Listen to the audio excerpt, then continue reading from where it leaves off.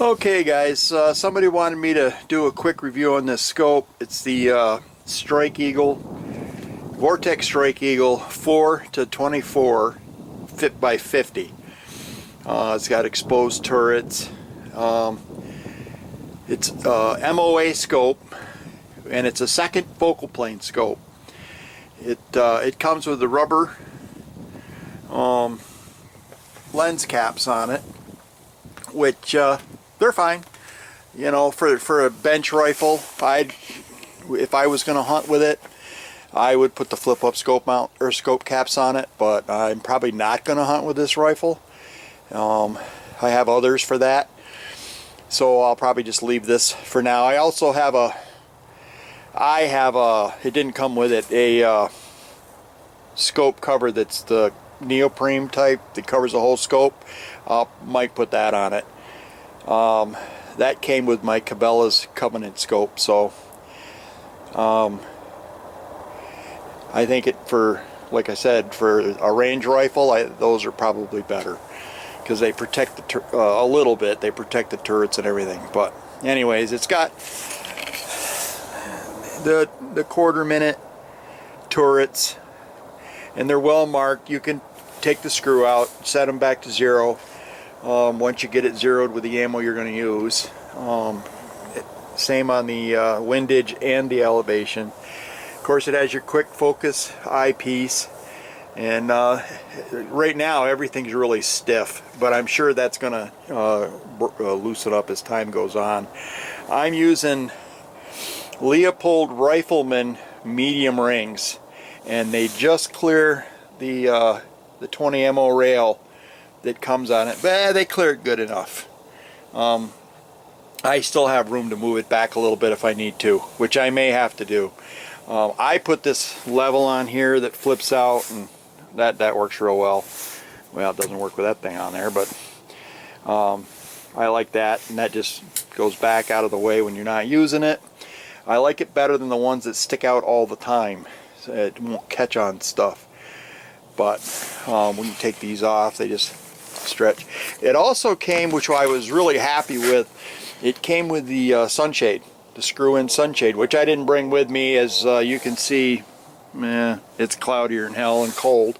There wasn't any reason to bring the sunshade, but I have trouble at this range in the late afternoon. The sun is right behind the target, and I can't, or just off to the right, I can't see. So the sunshade's going to work out real well. I'll see if I can get a picture of the reticle. That never seems to work, so I'll give it a shot. That's the reticle. It's hard to see, but you know, if the camera wants to focus on the reticle, not on the target, which is fine. But that'll give you an idea of what the reticle looks like. It's real easy to see. It does have an illuminated reticle. Let's see if I can get that in here. Yeah, there we go. With a bunch of adjustments. So, and it's nice and crisp. There's no shadow in there or anything like that. You can see it quite well, actually. So, it's a nice clear scope. I mean, I like it. Seems like I can't say anything bad about my Cabela's Covenant scope either. That's a couple $100 cheaper, but that's first focal plane, and that's not illuminated. The only thing for hunting, I don't find the first focal plane great unless you're hunting long distance, because you can't see the reticle when you get it zoomed out to like 4 or 5, 6 power. It's so small you can't even see it. Where that's why I wanted a second focal plane this time, so that the reticle would stay the same and I could be able to see it all the time, no matter how far or how close I was shooting. And this is plenty fine to be able to shoot out as far as you're going to want to shoot. So overall, I like the scope. I can't say anything bad about it, and of course the warranty they have on these things is great.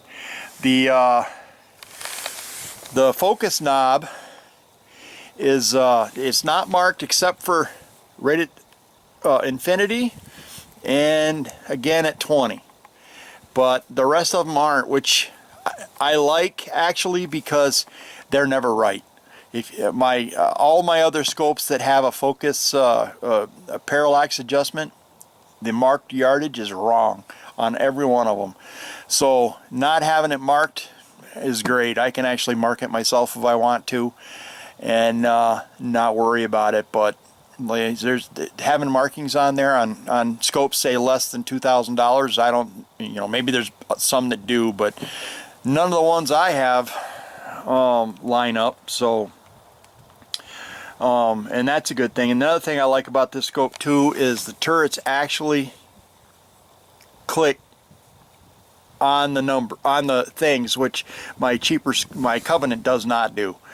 And I can't figure out why all these companies that make these scopes, the less expensive ones, can always get them to land halfway between the numbers, or the dashes. I don't understand that. I mean, if you can make it land halfway between every time on every scope, why can't you make it hit on the dash?